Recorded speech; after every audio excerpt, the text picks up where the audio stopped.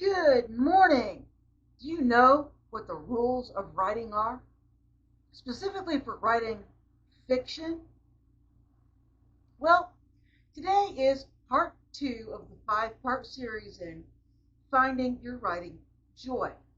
This episode is titled Writing Rules Were Made to Be Broken.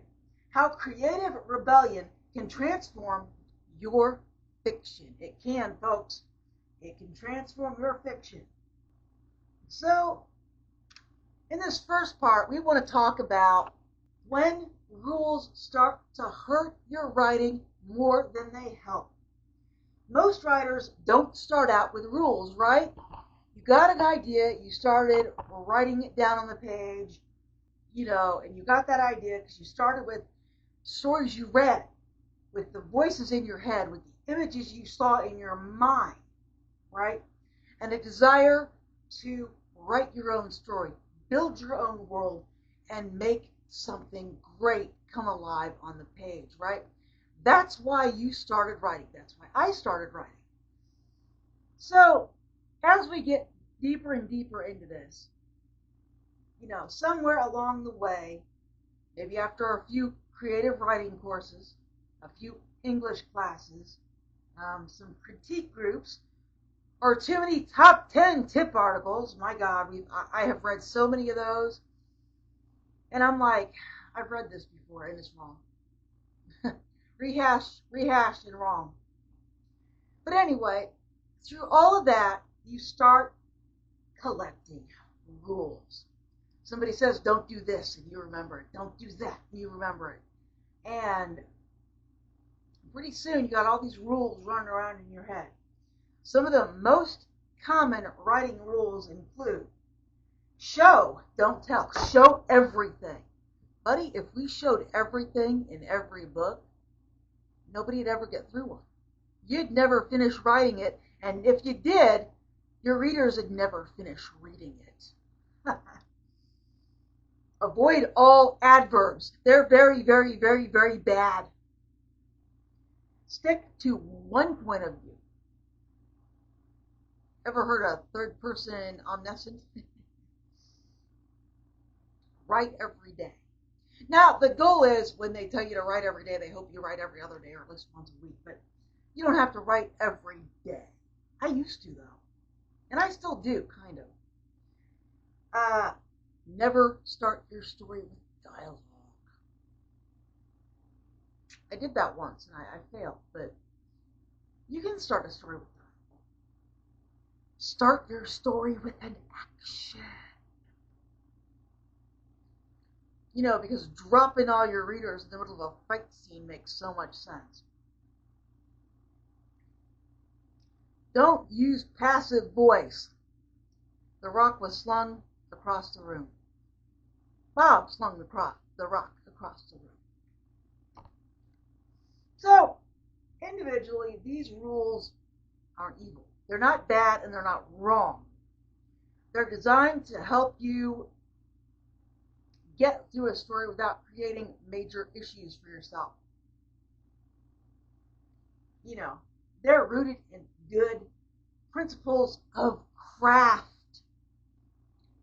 But if they're taken too literally and too rigidly, or too early in your writing development, they can suck the joy out of your writing and replace it with anxiety and self-censorship, which means you may not write your big breakout novel because you couldn't get over these rules.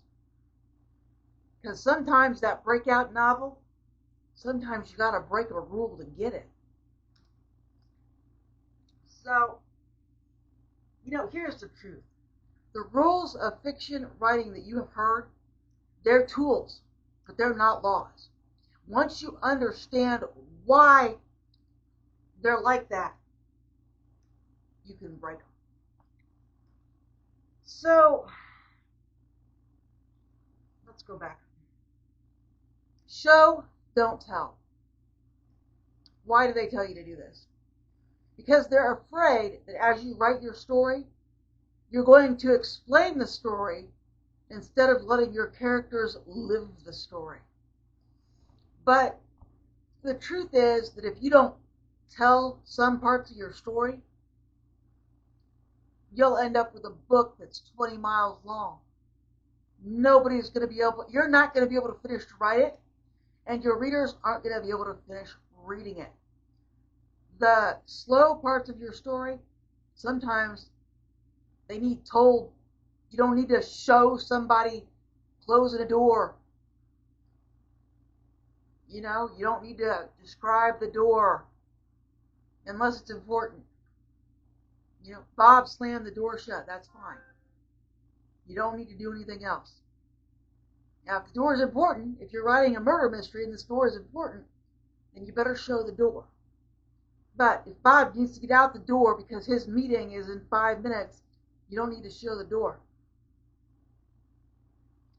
Avoid adverbs. Adverbs are very, very wrong. Actually, anything with an ly. Here's the deal. I used to spend a couple hours de-adverbing every book I wrote. Was the book better for the de-adverbing? Yeah, marginally maybe. I mean, what better helped the book was me getting rid of the same phrase over and over again. Like, I used to have a problem transitioning between scenes, so I'd be like, a moment later, Bob walked into the room. A moment later, he picked up his fork. A moment later, a moment later, a moment later. Those things harmed the book more than saying she was very angry. Could I have said she was furious? Sure. Could I have said Satan's wrath in hell held nothing on her rage? Sure. She was very angry is also okay. You know, so getting rid of overused phrases was more helpful than my getting rid of the adverbs. And I've always noticed that. Me getting rid of repetitive words is always more helpful than she walked very briskly. Stick to one point of view. No, you can if you want, but there's this thing called third person, and the whole reason it exists is so that you can head hop. I mean, I don't know that for sure, but that's how it's advertised. You use third person omni to be able to character hop, right? Bob thought Sheila was out of her mind. Sheila thought Bob was the world's most boring individual ever. Was that confusing to you? Maybe I want to bring in the dog's perspective. Rover thought that Bob and his girlfriend should feed him more treats. You know, I mean, the whole reason third person exists is so that you can head hop. What you have to do when you head hop is make sure that each of your characters are distinct, and then you need to make sure that you tell your readers who's talking, right? Whose head they're in. So if you've got a scene going, Bob, Mary, Fido, all the way through the scene, it needs to be Bob, Mary, Fido. If you go to a new scene, it's just Bob and Fido, then it needs to be Bob, Fido, Bob, Fido, Bob, Fido, until you get to the end of the scene. You know, and then maybe it's Bob and Mary. Bob, Mary, Bob, Mary, Bob, Mary. Make sure you've got your pattern, because your readers will eventually know what to expect. Okay, Bob is done, now it's time for Mary. Mary's done, now it's time for the dog. Your readers aren't stupid. They're not mentally deficient. They will get it after a few rounds, right? If it's Bob, Mary, Fido, 2 or 3 rounds of that, and they're going to understand that after Bob speaks, Mary speaks, and the dog speaks. All you got to do is make sure you keep your scenes the same. Bob, Mary, Fido. Maybe the next scene is Bob and Mary. Maybe the next scene is Bob and Fido. Maybe the next scene is Mary and Fido. Right? That's how you do it. Write every day. Now, the reason they tell you to write every day It's kind of like why they tell you to do everything else every day. They want you to make it a habit. They want you to make it important. And if it's important, you will write frequently. Does it have to be every day? No, of course not. But to get started, maybe you want to write for 10 minutes every day. Then maybe you want to write for a couple hours each day on the weekend. Whenever you have time, you should write. You can schedule it in. You can give yourself a day off every week from your job, your responsibilities, and write all day. Cool. But the goal here, what they're trying to do is get you in the habit of writing. That's what that means. Do you have to write every day? No, of course not. Should you write often? Yes. Write as often as you can. Preferably once a week or a few times a month. If you've gone 5 or 6 months and you haven't written a word, well, come on, you know about that. You know what that is. Never start with dialogue. Here's the deal. You can start with dialogue, but the minute your character says this dialogue, you better be ready to explain what's going on. You know, if your police officer's ready, stop thief! You better be ready to tell some backstory on that. Joe, the cop, heard the bank alarm. He was standing outside. And then he saw a guy bolt for the door down the street. Stop thief! Right? You got to explain all that. You know, and if you're not going to explain it in that paragraph, you better have somebody else right there ready to talk to that character so that you can explain it in the dialogue. Hey, why did you yell, stop thief? Well, there's a thief. He's running down the road. He just robbed the bank. Right? You must explain what's going on. It's kind of like the who, what, when, where, why. On your first page of your story, your readers need to know who, they need to know where, they need to know what, they need to know why. These things tell them why it's important to keep reading. Start with action. Running down the street, I'm running. I think this has been debunked. But starting with action has the same problem as starting with dialogue. If you drop your readers into the middle of a fight, the middle of an argument, the middle of a battle, you better be prepared to explain why pretty fast.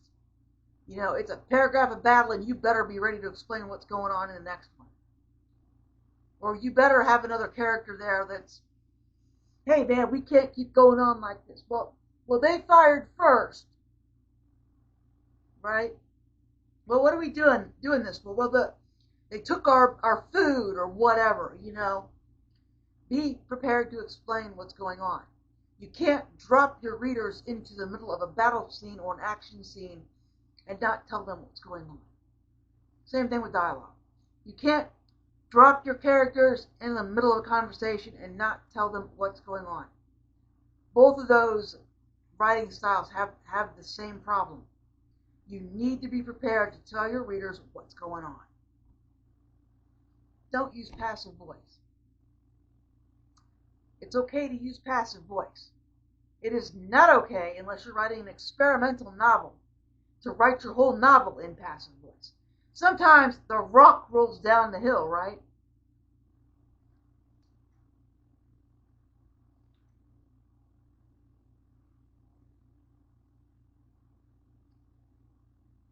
All right, so the silent danger of rule workshop. If you stick too much to these rules, what's going to happen?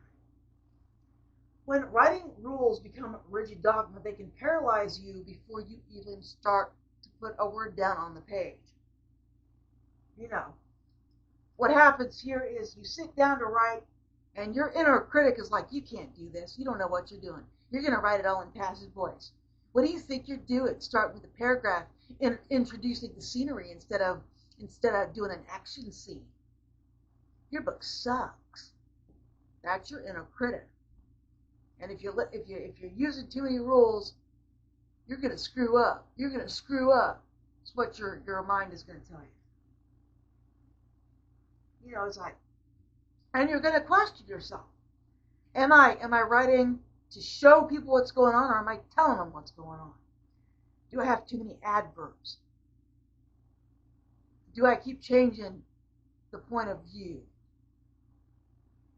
You know, this book I've followed, I've screwed up so many of the rules. The book isn't publishable. And this can cause you to freeze up. You'll be like, I have writer's block. I've lost my muse. No, you haven't. You're listening to your inner critic. You're paying attention to these stupid writing rules that are passe, cliche at best. And you're going to write a sentence, and you're going to edit it, you're going to edit it, you're going to edit it. You're never going to get any farther than that sentence or that paragraph because you can't stop revising it. Stop that. Nobody cares what your first draft looks like, and neither should you. It's a first draft for a reason. You can fix it.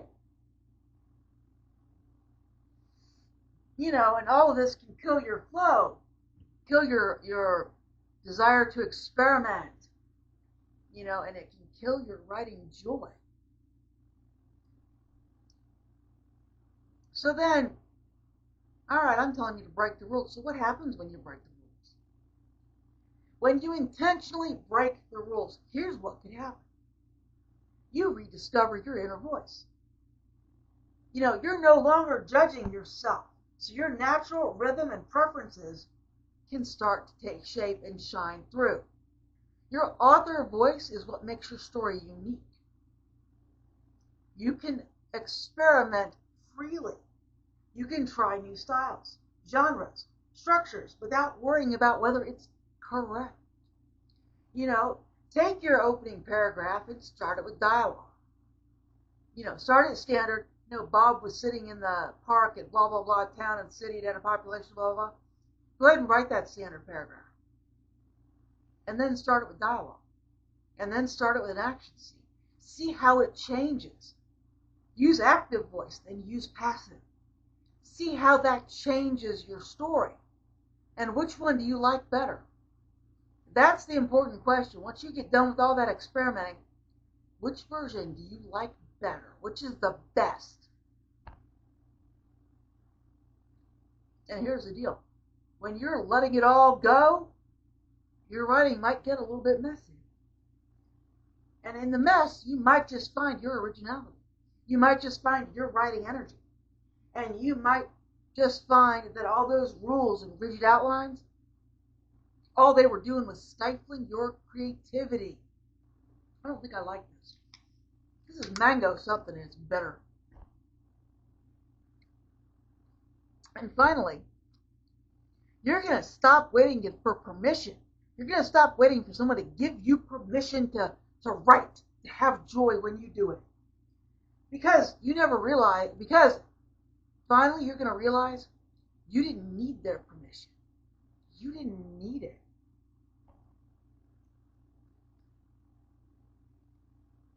So let's talk about the 7 writing rules that you should break today, this weekend, tonight, just to see what happens. If your writing has been stale, stiff, or safe, you're playing it safe. Try breaking a rule. Shit, break them all. Use adverbs liberally. Yes, she walked quickly instead of she dashed. It's fine. Sometimes quickly, sometimes that's the right word. Tell what happens instead of showing it. Write a scene that tells everything that's going on. He was furious. She didn't care. The world was ending. It can be blunt. It can be callous. Just do it. Tell your readers what's going on. And see what happens. Then write the same scene showing what's going on. Which one did you like better? Which one was more shocking? Head hop between characters. Write a scene that jumps from one character's thoughts to another one.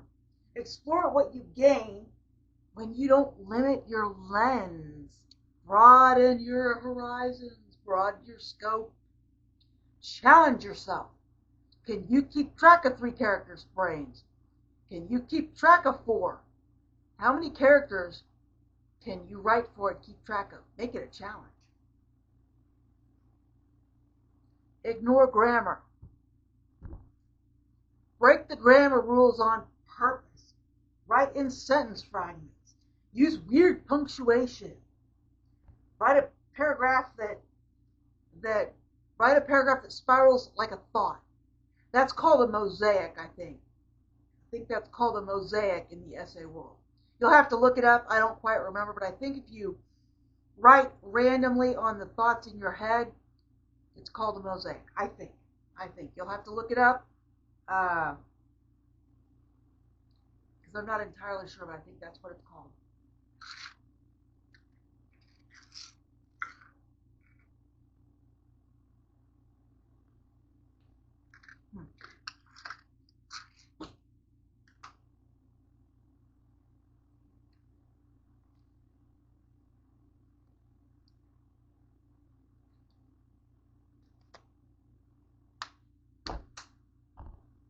Next, start your story with dialogue. Don't set it up. Just start with 2 characters, mid-conversation, and see where it goes. Drop it in and see where it goes. If you want to really challenge yourself, write a whole chapter in nothing but dialogue. He said, she said, he said, she said, or she said, she said, she said, he said. Nothing but dialogue. Write a whole chapter like that. I want to challenge myself at some point to write a whole book in nothing but dialogue. I already do a lot of dialogue, so it's not quite the challenge for me that it would be for someone else. But I would still, want to challenge myself by writing a whole book with nothing but dialogue.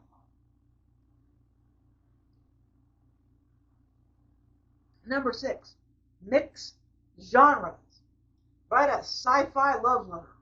Do a horror story in rhyme. Write a Western time travel story. Do a mashup. If you like smutty books, do a smutty horror. That's actually a genre. There are people that do it. Do a sci-fi detective novel. Sci-fi detective noir. Try that one.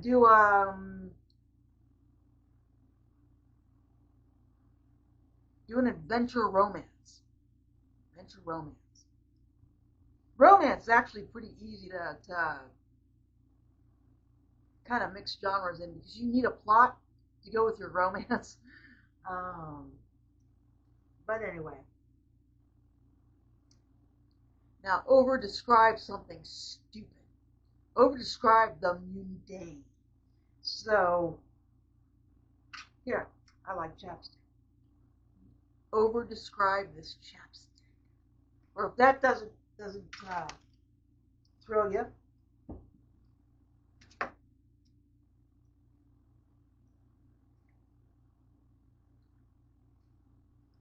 over-describe this paperclip. It's a little bent. Look at that. It's not a perfect paperclip. It's a little bent. It's a little twisted. Over-describe something really mundane. Over-describe a zip tie. That could actually be pretty good. Where's that zip tie been? So, when to break rules and when to use them. Breaking rules doesn't mean abandoning your craft. It means making conscious, intentional choices. You can break the rules and see what happens. And sometimes you're going to find literary, creative writing gold. And sometimes you'll find a big puddle of excrement or a big pile of excrement. But you don't know if you don't try. So, and here's the deal. Even if it's terrible, this is what the revision process is for. This first draft sucks. Well, that's why you have a second draft and a third draft and a fourth draft, and hopefully by the 5th draft you're done, right? I have a book called The First 5 Drafts. It's the only 5 drafts. 5 is plenty.